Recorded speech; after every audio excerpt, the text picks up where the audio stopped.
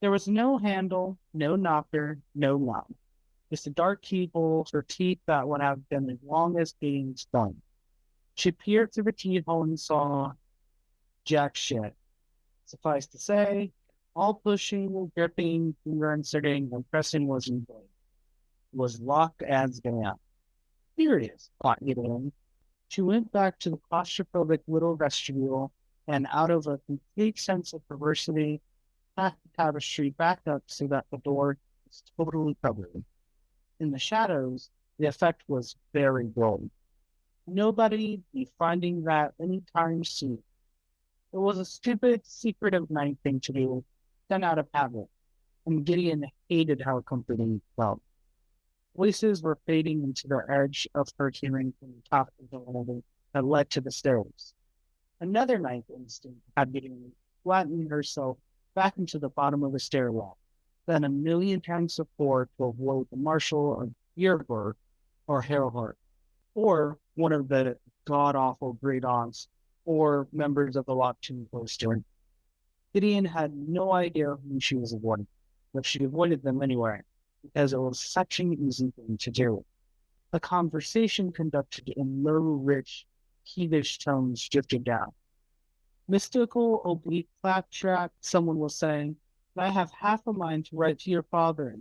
What? Dawled another. That the first house isn't treating us fairly? A lateral puzzle isn't a trial. And now that I think about it, well, the idea that the old fogey doesn't know a thing about it is beyond belief. Some geriatric playing mind games, or worse, and this is my theory, wanting to see who breaks. Ever the conspiracy theorists of the second voice. The first voice was aggrieved. Why are the shuttles gone?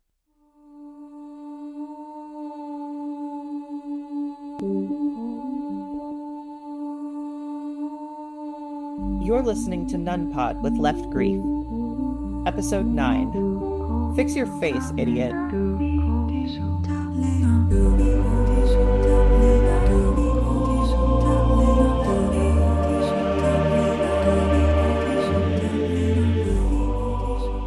I'm so excited. We have our very first guest.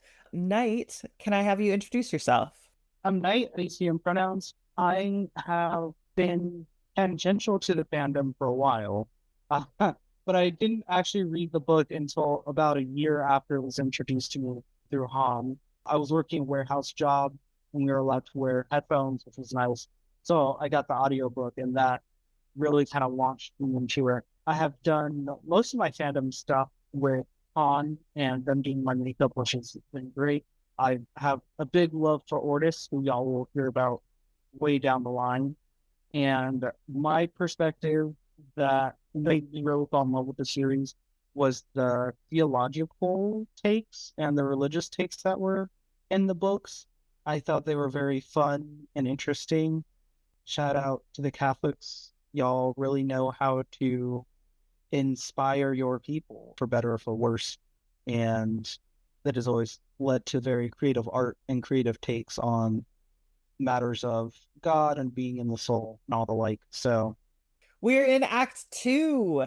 And for the first time, the skull at the very beginning of the chapter is not a first house or a ninth house skull. It started off always ninth house, and then there were a couple of chapters that were first house as we were like receiving the Emperor's summons. And now the skull at the top of the chapter is the third house, which suggests to us, that's really what we should be paying attention to in this chapter. I do have to say that this is, I think, the fifth. This is like where the actual, like, I'm just like, oh, I love Magnus. So, I'm reading through this and I'm like, oh, I want to cosplay Magnus again. I was like, I love Magnus so much. I'm with you. I think it's really interesting that this is a third house skull, because in our production notes, the way that I summarized this episode was we meet the bad teens. That was the thing that I thought was really important about this chapter. Not we get this insight into, Ianthe and all that, but it's interesting. The two big plot points of this chapter are Gideon's encounter with the relationship between the fifth and the fourth, and then how the third is kind of operating internally. And it's an interesting contrast between, Magnus and the teens and how they're interacting with each other versus how this other parallel trio is interacting with each other. And it's also the different family dynamics that are presented, because you have two sets of family here. Mm-hmm.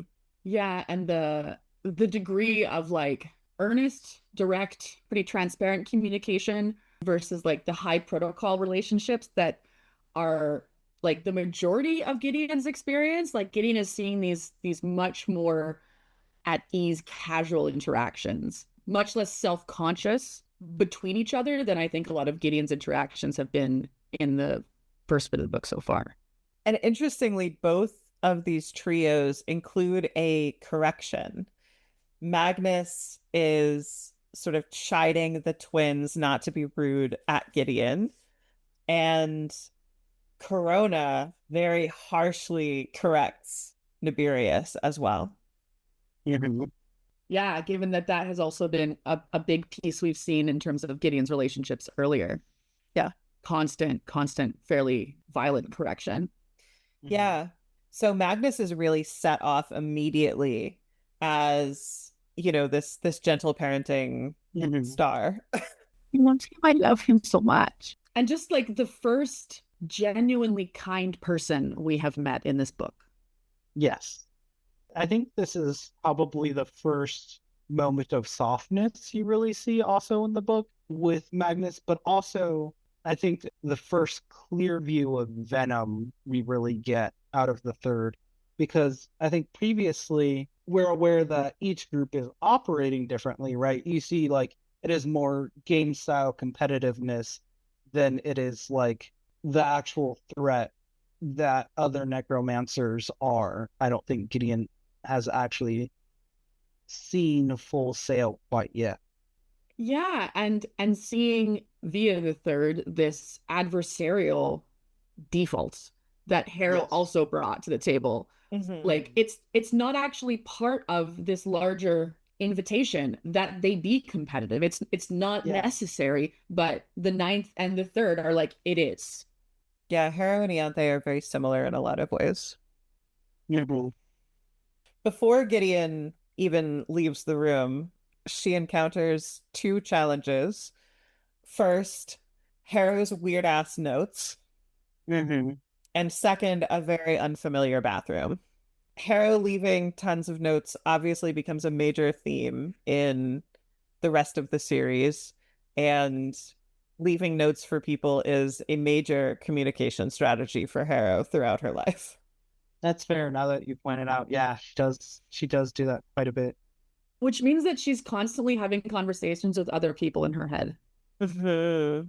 And she's like, oh, let me make sure that you know that we had this conversation in my head and you should know what you need to take away from it. Yeah.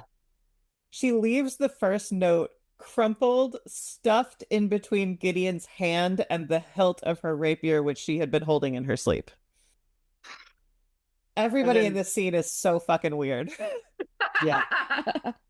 You know what's interesting where she doesn't leave a note, though? In the bathroom. Like, she doesn't leave it under the soap or like on top of the soap or even near the antibacterial, which I think goes to show that though Gideon has somewhat cleaned herself, Harrow has not. Harrow has never washed her hands a day in her life. Yeah. Disgusting child. And I think there's another thing with that where there's been this creator that I've been following. She's commonly known as the Knitting Cult Lady, but she was talking about how like control of the body is part of like systems of control. Mm-hmm. Like control of hygiene is interesting, where we're learning that like control of hygiene is not actually part of the ways that the ninth enforces itself. Mm-hmm. Yeah, it seems like normatively it is, but this is actually a place where Harrow otherwise uncharacteristically deviates, because she mentions in an earlier chapter that the standard would be for Gideon to shave her head every day, but she doesn't actually expect Gideon to do that. And normally Harrow is so committed to the standards, but it seems like hygiene is a place where she personally just doesn't pay attention to stuff. So maybe she also kind of doesn't expect anyone else to take that seriously. Well, I mean, this may be jumping a bit far ahead, but I forget where I think it is in the second one where she's never seen her face without paint because she like sleeps in it or whatever. She does sleep in it, and even when she does take a bath, she takes a bath in like an inch of tepid water. She's so weird. Mhm. Gideon also slept in her paint last night, but normally Yeah. doesn't. I mean, she normally doesn't paint her face, to be fair. They don't have sinks on the ninth. They don't. Water is, I guess, too precious to use for cleaning. And so Gideon knows what a sink is from her comic books, but that is her point. She's explicitly like, I know what that is. I saw that in comic book. Seeing Gideon yelp and like this is the first time we've really seen Gideon like, a little bit tilted, like at the splashing of water. Gideon's like, what the fuck? Yeah, she knows what the sink is, but she has never even heard of a shower. She does not know what shower is about, and she's not down. She will not be entering that. No, thank you. Also, the idea that antibac gel is a really routine part of their daily hygiene is that like this is such a med nerd thing, but like why is that part of your antibiotic stewardship? That is not responsible antibiotic stewardship unless they have a very different relationship to the idea of antibiotic resistance than we do. I also imagine it as like the antibacterial gel that I use from time to time, which is alcohol based. Just hand sanitizer. Yeah, Yeah. it might be.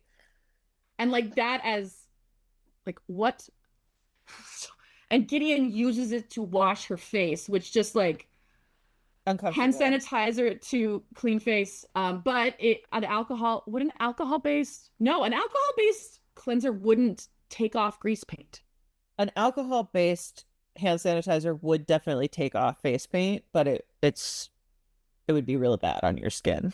It could just be its own new thing because the universe was completely destroyed. Perhaps microbacterial life forms are just different.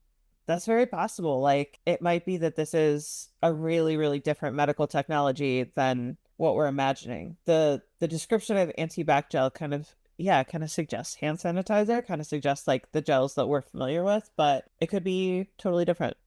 Do you think bacteria would emit thanergy when they're killed with an antibac? Really small thanergy.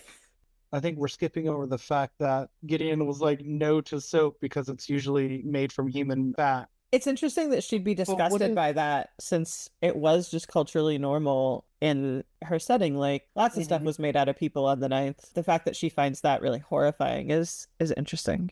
Well, what would they have used it for then? Because I don't think human fat would clean the same as other. I don't know. I think like the process of making soap from fat, I haven't seen it actually be like it's translatable to a lot of different fats. I don't think it's about effectiveness. The only reference I am familiar with of making soap out of human fat is Fight Club. What? Yeah. Oh God, What I'm happens remembering. in Fight Club? They go to the back of a liposuction place and pull out massive bags of like jiggly yellowy tissue. And then they make a luxury soap brand to sell to rich people. Mm-hmm. Historically, human fat has been used, taken from unclaimed corpses, to produce soap and candles, but human fat is not super good quality, and obviously there are ethical issues for use of human remains.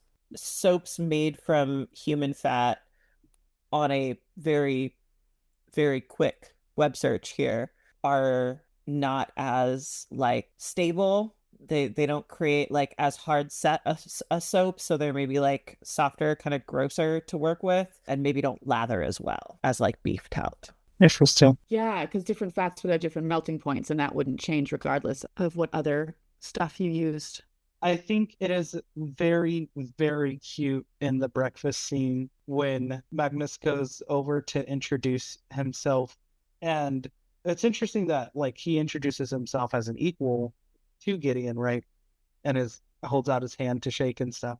But the twins are like, no, Magnus, no, don't bring us into this. And I think that is very cute because it's just very childlike. You know, your uncle goes over to say hi to someone and Yeah, on this rereading, I have been really aware of, particularly in these early chapters, how obsessed Gideon is with embarrassment, how much embarrassment comes up, and how much that shapes her experience of what she's encountering with other people.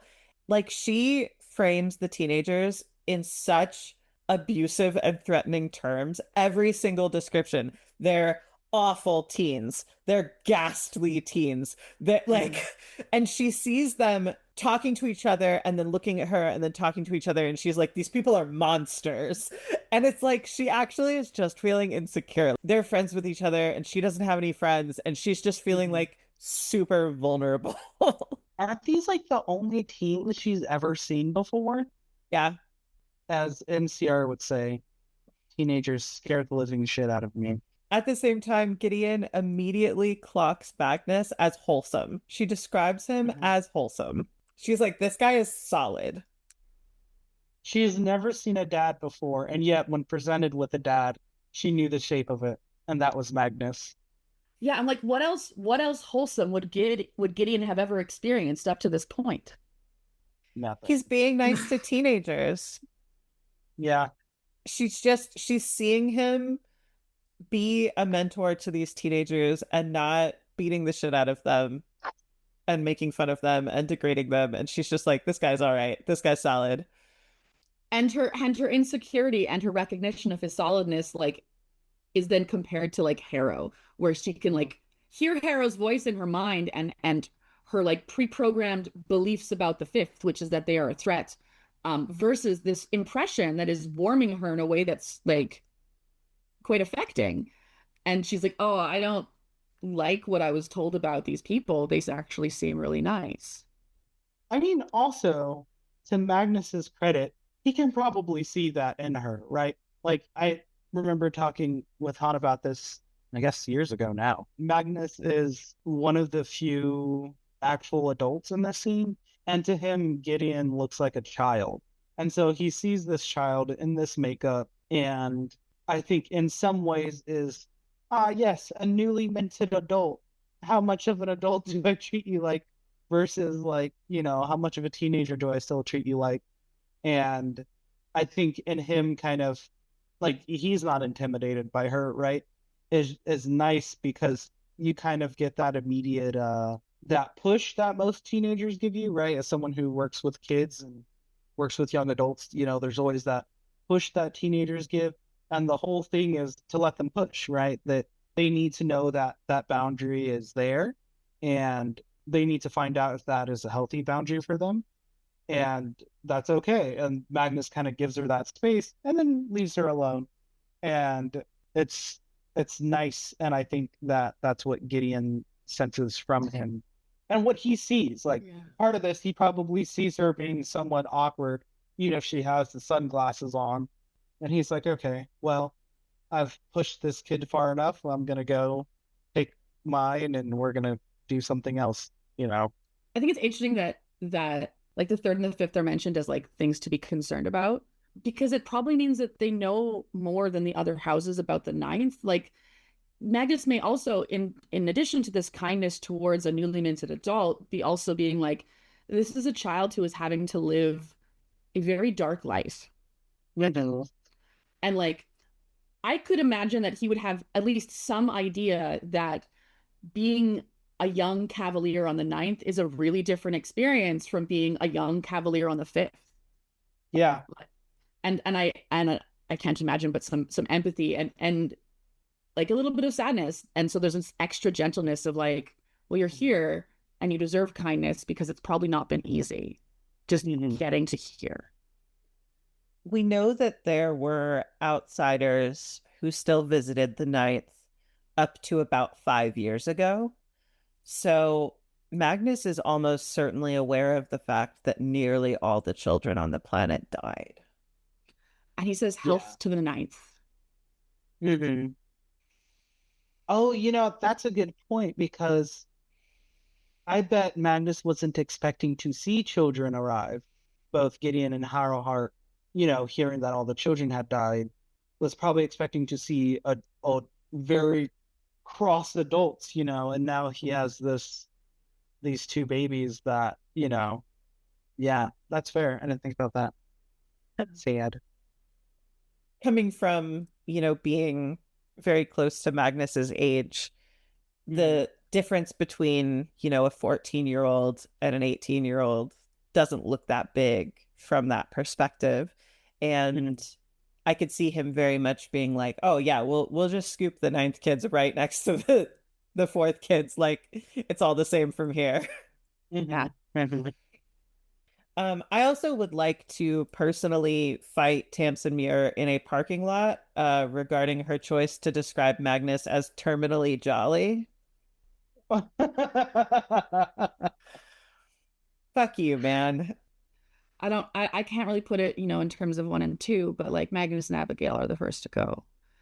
And I think it was with their death that I was like, oh, no one gets to be okay.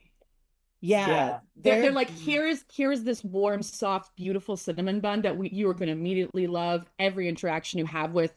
And then she comes in and she's like, this is your lesson. Yeah. Their death is really the confrontation moment of like, this is serious. I told you it was dangerous. I told you people were going to die, but like, we're in it now.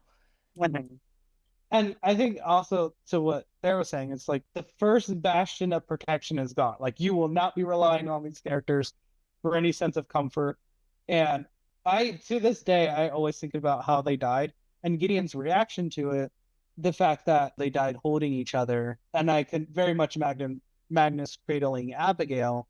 And the first thing Gideon thinks is like they would not have died like that. Like, it's unnatural. Like, there's no way that their bones would have been like that. Like, to Gideon, it seemed unfathomable. That's probably the kindest death that we get throughout the whole book. Also, love Magnus so much, and Abigail.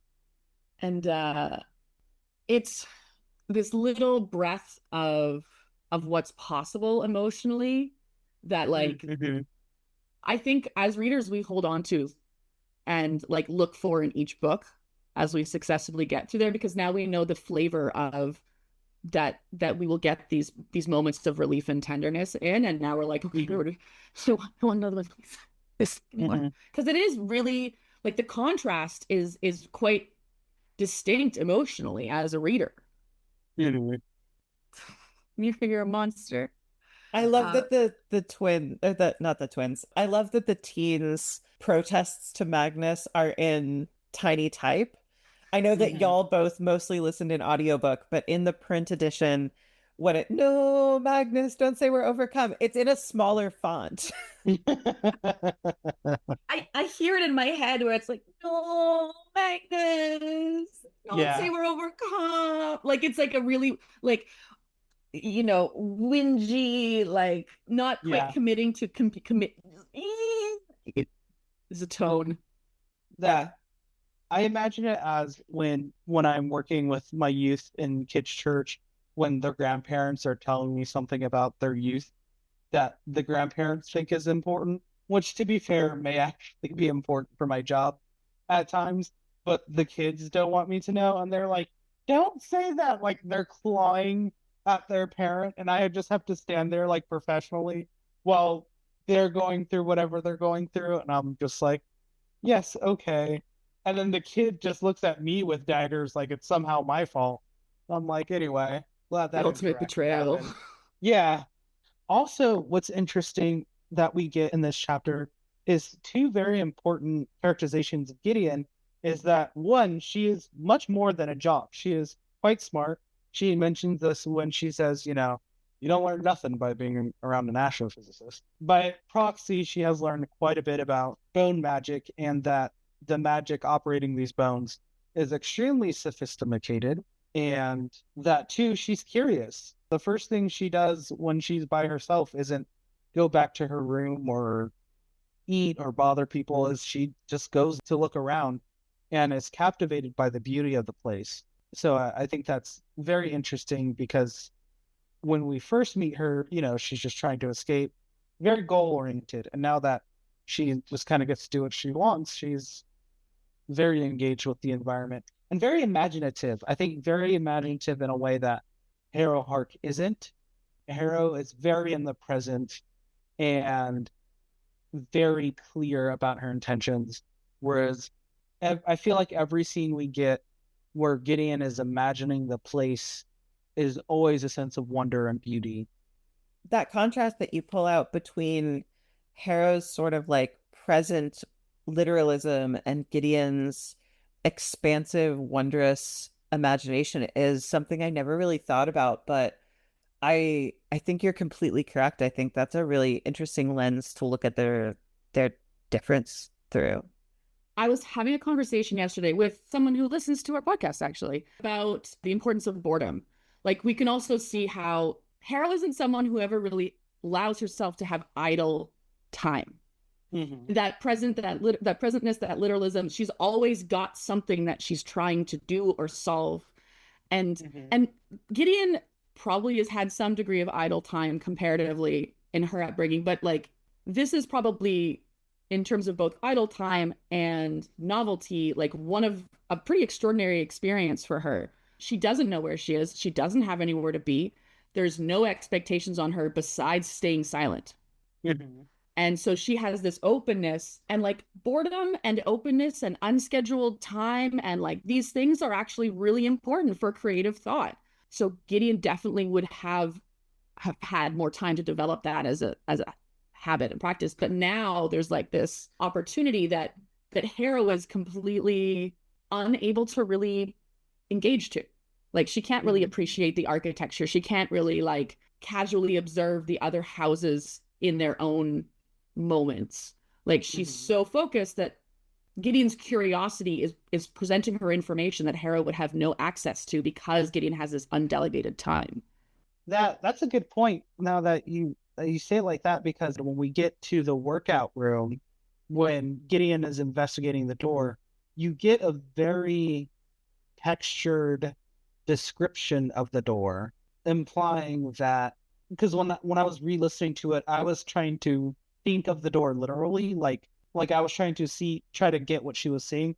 But now that you say it like that, I don't think she was seeing it. We're getting what she's feeling. She's running her hand over the door and the scales, and like she's having an extremely tactile interaction with that piece of furniture or architecture. Regarding the comment about Gideon's intelligence too, I think it's really interesting to see how she views herself versus how Harrow talks about her, because Harrow talks about her as illiterate and stupid, and Harrow calls her an idiot early in this chapter. And Gideon says she could have filled in for Dr. Skellebone without practicing a single theorem. She views herself as like really having a lot of insight about bone magic and necromancy, even though that's certainly not how Harrow talks about her. I kind of wonder about this moment of Gideon noticing the sophistication. Do you think that this is reflective of just her experience on the ninth and her general intelligence, or do you think that this is kind of evidence for sensitive Gideon, that she does have this latent necromancy due to her parentage? That's a good point. I think a bit of both. I think we see most of Gideon's skill in her fighting, but I can't imagine she was without tutor herself, right?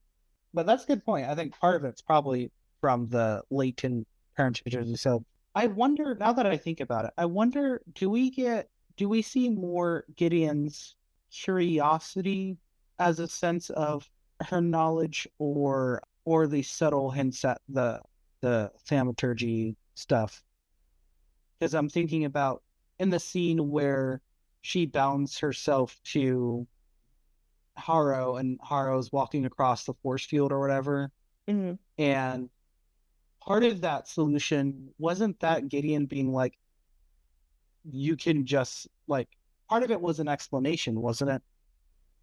Kind of helping Harrow fill in some of the pieces of using her to siphon her. There's a moment where Gideon solves a puzzle by suggesting that Harrow does that. I can't quite place it either. in Gideon's experience of this door frame and talking about like the force sensitivity thing, I can't think of where this is mentioned, but like, you know, except maybe in like talking about necromancers of the cohort sitting on like thanergic dirt while in space, material can retain thanergic energies. Mm-hmm. So we have this implication that it can, but we also have the implication that it's a superstition. Mm-hmm. So we have two possible realities in terms of how like inert, non-living or non-expired material feels energetically. This was a lab. Mm-hmm. So this place had a lot of time and thanergic forces probably happening within it. Possibly even a lictor was born in this room. That possibly exists. Like in this like tactile experience that Gideon is having, so much of the description of Harrow's necromancy involves like really fine descriptions of hands. Like there's this kind of there isn't an explicit sensory language associated with necromancy, but there's kind of a vibe that feels like it could be experienced sensorily in this way that Gideon might be more open, more able to perceive energy than like she is aware of, but she's trying to kind of still make sense of this input. Yeah, that's true. I believe that, yeah. And you know, now that you mention it, it's probably the first time she's receiving different input, right? Because on the night, everything would have been so commonplace. She would not have known if what she was experiencing was different. But here, there's now like very explicit moments of, I mean, we don't know if he heard Harrow. Yes, we know a bit later. But like everything is so bright and new, so like she's just getting so much feedback. Yeah. Has anyone yet to try and make like a map of Canaan House? Is that a thing yet? Yeah, there have been a number of maps. Okay. It very much gives the effect of like a labyrinthine type building. Like Gideon has experienced Durbra, which doesn't give the impression that it's organized or easy to navigate in any way. So like she's at ease in this kind of labyrinthine space, but it's not described like she's really like trying to keep track of where she is or that she's made sense of where she is. Like it's very in the moment. It's also only the second place she's ever been. And she would have made her mental map of Gerber very naturally by growing up there. So she doesn't have specific skills around mapping and wayfinding in a new place. She's never been a new place. But, and, you know, we learn a little bit in the fact that that is in no way a deterrent. Like that's actually like encouraging. Gideon's desire to go out into the unknown, you know, we established, I think the cohort being Gideon's like idea of an escape early on was because that was the best option. But there is a part of this desire to go out into the unknown that is part of who she is. Do y'all have any sense of what the 5 little circles joined with lines is that's above this lab door? Because there are so many times when Muir describes something in language that makes it seem really weird, but then you're like, oh, that's the S that everybody drew on their notebooks. Or, you know, like, so it seems like this is pointing to a real symbol that we would recognize if we saw it, but Gideon doesn't recognize it. Do you know what this would be? Like what the 5 little circles are? I've been thinking about that a lot, and I have come up with nothing.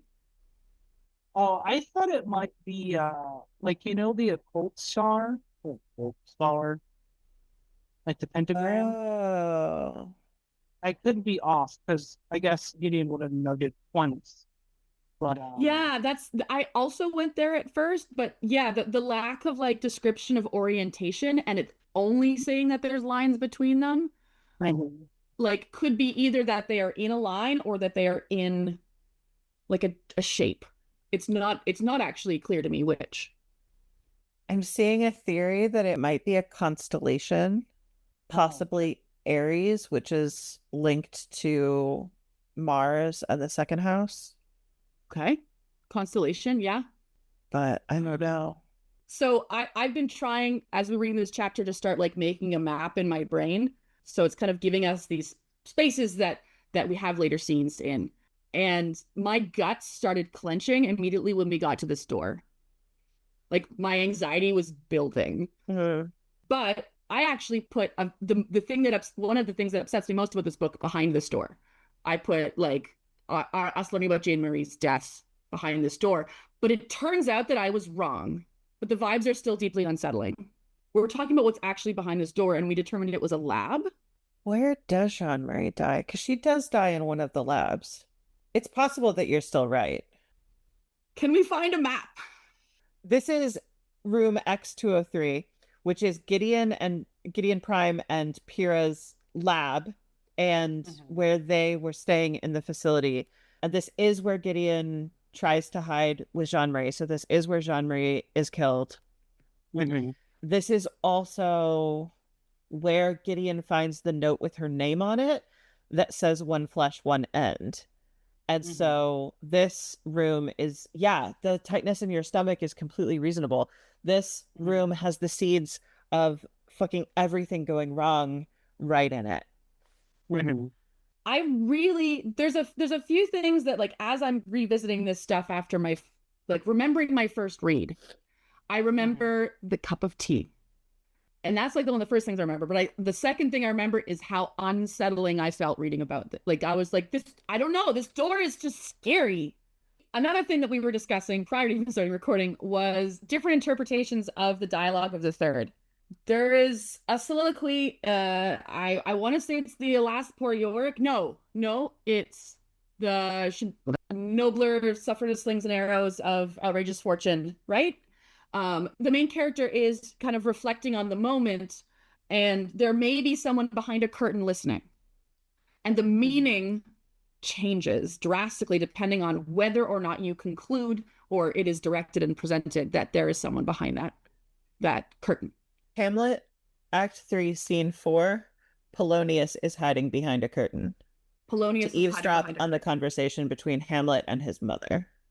Yes. That's okay. I thought it was Hamlet, but I thought I was wrong. So okay. But it's that same one where not knowing who is who, like, changes the vibe. So mystical oblique claptrap, like, that feels very nefarious to me. That's what I wrote down. We as we were preparing to record this episode, Claire asked who was who, and I answered very confidently. And then as soon as I looked back at the book, I realized I was very confident about one section, but that one section didn't actually match up with the beginning. And so I was like, I don't know. Let's fight about it. Mystical oblique claptrap. I also wrote down as Nibirius, and then I wrote down Ianthe for the drawling because that fits how I hear her voice. But then I can't imagine Nibirius responding, a lateral puzzle isn't a trial. Yes, I think it is Nibirius, Coronabeth, and then Ianthe, because Coronabeth doesn't care where she is as long as she's with her sister. That's what I thought first, except the third voice doesn't get introduced until later, which suggests that it's just been two people going back and forth. Suggests, but when the third voice is introduced, it's not introduced as a third voice, but the third voice, which implies that it was introduced earlier. It does say a third voice. At the top of 98, I didn't think the food was that bad, said a third voice. Oh, there we go. Okay, thank you. I didn't see that. Yeah, this is why I'm like, okay, but who? Because that would totally solve it for me. That I could see Corona saying that the first house isn't treating us fairly. And it does seem like the first person has to be Nibirius because that person says to write to your father and complain. That has to be Nibirius. That would be weird for Ianthe or Coronabeth to say that would just be weird. Right. They would say our father, because they wouldn't be writing to Nibirius's father. Who the fuck is he? I mean, a prince probably, but like that's not, so that has to be Nibirius. But that suggests that the lateral puzzle isn't a trial is also Nibirius, which I guess it is possible.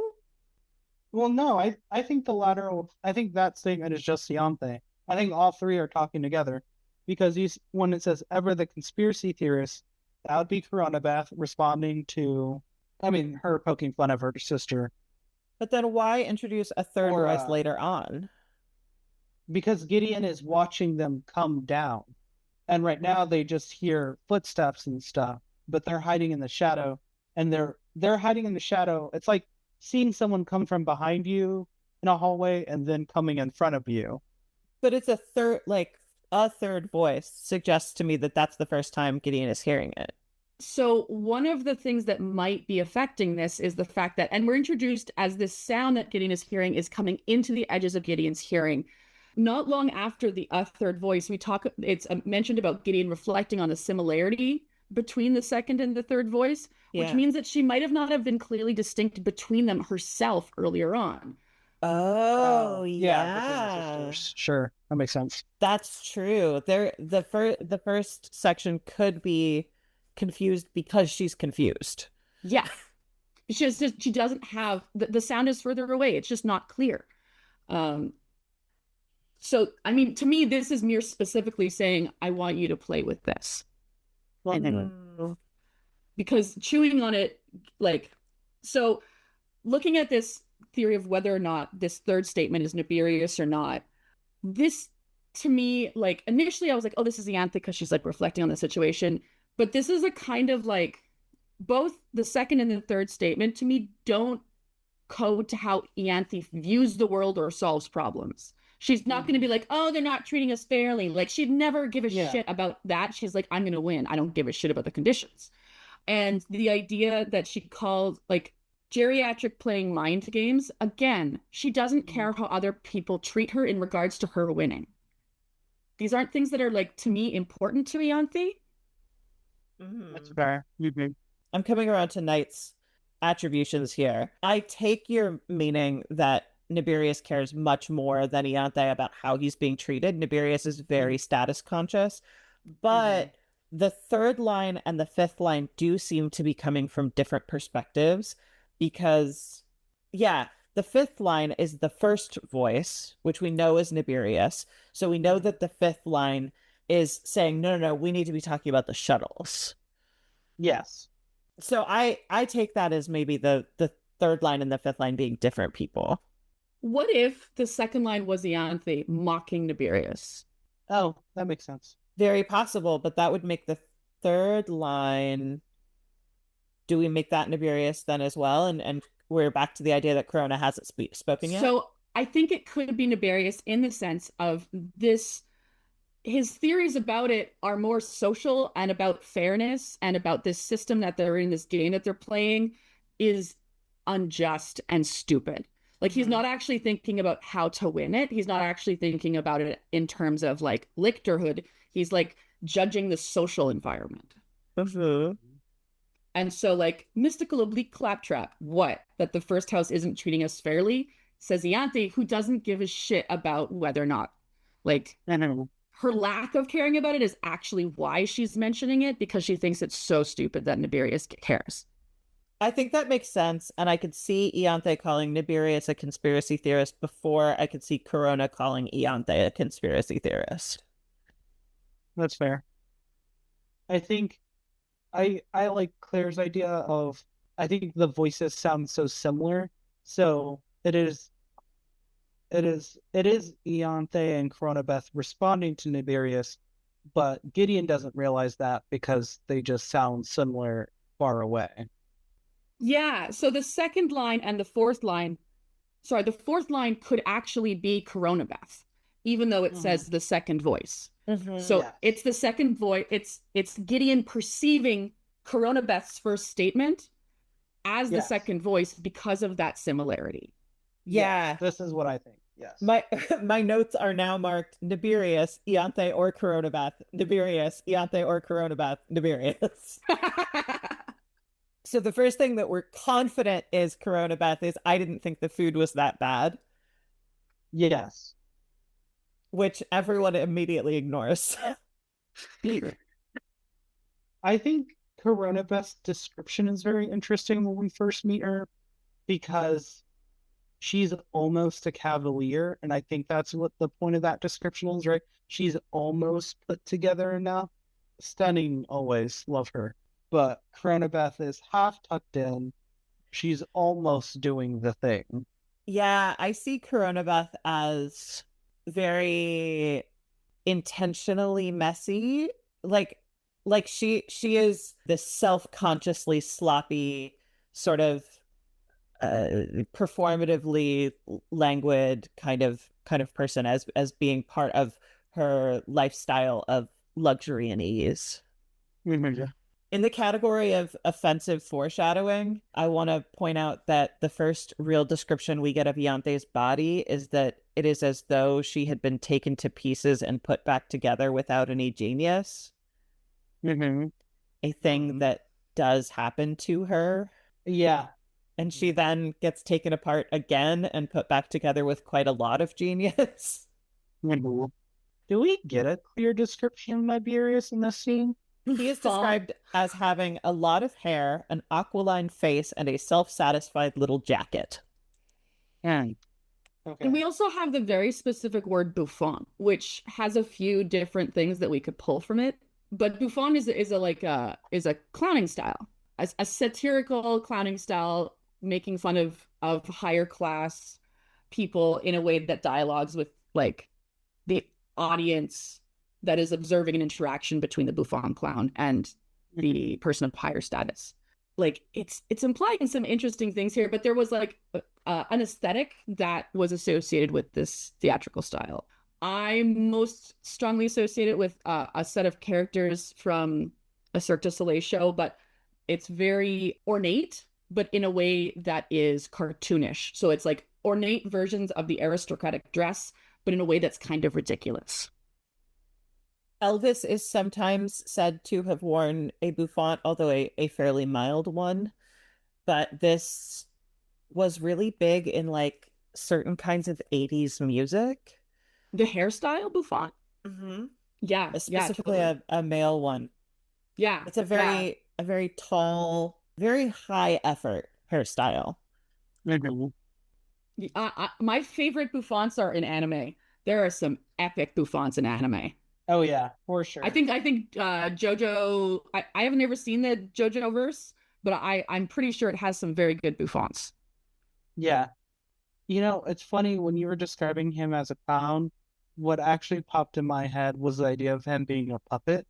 You would dress up and paint your puppets very elaborately, and considering what happens to them, I think him being a puppet would be most appropriate. I'm suddenly imagining the third does a Punch and Judy show.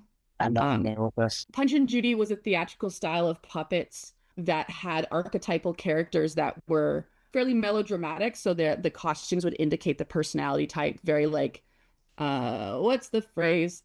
I want to say it's out of the like commedia dell'arte archetypes.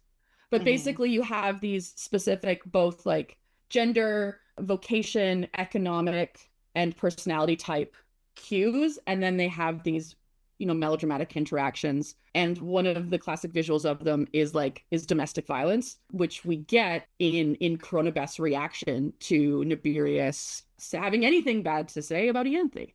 I think it's interesting that Ianthe correctly guesses that the shuttles were dropped off the ledge, and Nibirius finds this completely unbelievable because of the expense it implies. So we're getting this hint that like Ianthe is absolutely smart as a whip. Ianthe like has a great sense to clock what's going on, because Gideon knows this because she saw it, but Ianthe knows it because it's what she would do. Yeah, I think she knew someone was there the whole time, right? She obviously didn't know who or what was there, but whatever it was, she considers herself powerful enough to not be bothered by it, right? Like she doesn't even address Gideon, but like whatever's in the shadows to her until their backs are turned, right? Like until the others can't hear her as well. Yeah. And Ianthe makes this warning into the dark. I would not attract attention from the necromancer of the third house. Yeah. Ianthe feels confident enough that she is given Gideon a piece of very, very unique information. Yes, the necromancer. Mhm. There's a point at which Ianthe corrects Corona and has Corona and Babs leave the space. There's a line at which Ianthe doesn't want whoever is in the darkness to see this interaction. She controls when this ends. Like, knowing that there is someone in the darkness observing them, she says, okay, that we're done with this game. So, like, while, like, yes, she's confident, there's also, like, things that she doesn't want part of that impression. She's still controlling how people are perceiving the third in quite a intentional way. That suggests that this mixed performance of Corona as bimbo and Corona as necromancer is already something that they're semi-publicly managing. Ianthe knows that somebody's listening when she says, you know, your brain can only deal with one emotion at a time. Yeah, and calling her sister bimbo and all that. Yeah. And describing that as a poorly hidden fact. Yeah. I think she maybe what Ianthe is trying to do is bait them. Like, she's expecting whoever is listening to come and attack later. And I think the threat is, if you attack, you know, even if you know this information, you will be worse the wearer for it, right? Oh, she's maybe setting out information as a trap itself? Yes. To see who acts on it? That's interesting. Yes. Because then she can find out who's hiding. Yeah, exactly. Yeah. She's giving them a little opportunity. Yeah. Smart. Like, she's giving them not only an opportunity, but a reason, right? Like, she's, like you said, both the being derogatory towards her sister and at the end saying, don't mess with the necromancer of the third. So if someone was to go out and say, there is only one necromancer of the third, and then present a challenge, it would be a problem.